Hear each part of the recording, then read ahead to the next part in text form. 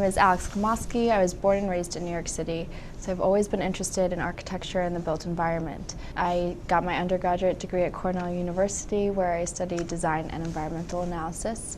Currently, I am a research and writing fellow at Van Allen Institute, and I've also written for Architects newspaper. Hi, as you just heard, my name is Alex, and my research looks into architectural visualization, real estate, and the image of the 21st century city.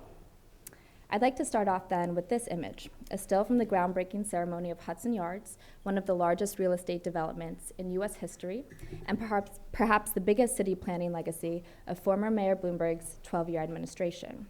The project, which can be described as a city within a city, comprises 17 million square feet of residential, commercial, and recreational space in the form of 5 new skyscrapers, parks, and a cultural center.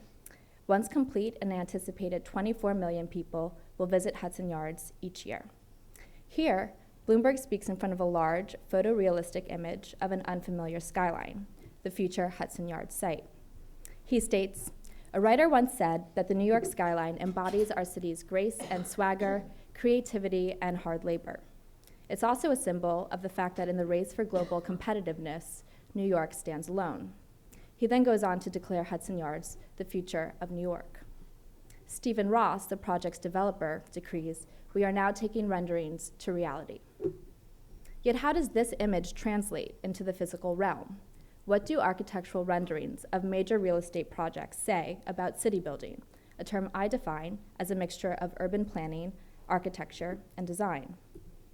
This quote by Italian architect and author Pier Vittorio Arelli provided food for thought as I approached this question. If architecture is not just built matter, but the embodiment of values, ideologies, and effects, then the production of images has to be understood as a substantial aspect of the production of architecture in its real form. If the skyline, as Bloomberg noted, is the embodiment of grace, creativity, and global connectivity, what role does the production of this rendering play in the production of city building? To find out, my research examines both the production of city building and the production of architectural renderings today. The example of Hugh Ferris, the famed architect turned renderer, is an apt entry point for a discussion about the interrelatedness of these two themes. In his book, Delirious New York, architect Rem Koolhaas refers to Ferris as the great delineator, calling him the city's chief architect of the 1920s and 30s. For Ferris, renderings really did become reality. He published perhaps the most iconic architectural images of the 1920s, a series of drawings imagining the ways in which the 1916 zoning law could give way to a new urban aesthetic. That the forms articulated in his drawings would actually come to be realized speaks to his profound influence in transforming New York's cityscape. Today, renderings of the forthcoming skyline look like this.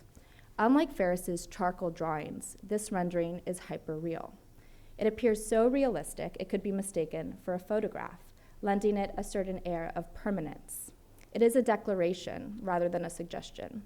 This is the New York of the future.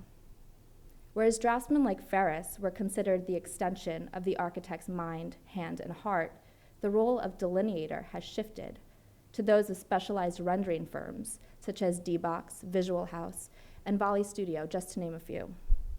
These firms cater specifically to the needs of real estate developers. Their goal is to fetishize the architecture being depicted. If renderings were once manifestations of the architect's vision, they are now representative of the developers. Today's hyper-renderings are well suited for the internet, where they are disseminated and shared many times over, making them ideal branding tools for spectacular architecture, which can be defined as the display of commercialized design. Bloomberg's mayorship made the city ripe for this type of architecture.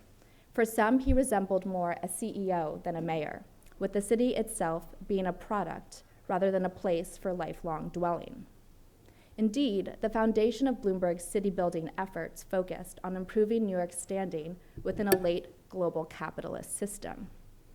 To achieve this, his administration rezoned nearly 40% of the city, that's over 12,000 blocks, in just 12 years. With zoning being the city's main leverage when it comes to planning, developers have tremendous influence over the specific architectural designs of city building initiatives. When such initiatives are motivated by financial gain, city building becomes exchange value, driven by initial investment as opposed to long-term planning. And while the production of city building has become ever more commoditized, so has the architectural image. The separation of the renderer from the architect has allowed a direct relationship between the developer and the renderer. In the production of real estate renderings, the architect is part of the team, but serves only a supplementary role. Luxury skyscraper 432 Park Avenue's marketing campaign elucidates the lengths developers will go through to take complete control of a project's vision. With a budget of more than $1 million, the project's developer, Harry Macklow, hired D-Box to create a short film for potential buyers. The extravagant film is described as being rife with images of wealth and privilege. This visual rhetoric of opulence has also permeated that of larger-scale city building initiatives, the mixed-use mega projects that have more direct implications for the public at large, such as Hudson Yards.